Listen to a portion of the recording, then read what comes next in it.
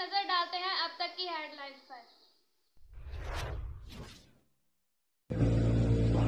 खबर शामिल करते हैं सऊदी अरब से। पाकिस्तान मुस्लिम लीग नून सऊदी अरब के सरपरस्त आला राना मोहम्मद अशरफ ने सऊदी अरब के साहिली शहर दमाम में सियासी और कारोबारी शख्सियात के एजाज़ में शानदार इफ्तार और बटेर पार्टी का एहतमाम किया, जिसमें पाकिस्तान मुस्लिम लीग नून सऊदी अरब के मरकजी सदर मलक मंजूर हुसैन ऐवान, पाकिस्तान मुस्लिम लीग काफ के रहनुमा आसिम रफीक जट, पाकिस्तान मुस्लिम लीग नून दमाम के सदर मलक मोहम्मद आसिफ ऐवान, बिजनेस कम्युनिटी से जमील अहमद, खुर्रम शहजाद मुगल, मुबीन अरशद, खुर्रम शहजाद आराई, अवैस मुगल, मुस्लिम लीगी रहनुमा सरदार उमर खान, वसीम अहमद, इंजीनियर अब्दुल गफ्फार और दीगर भी शामिल थे।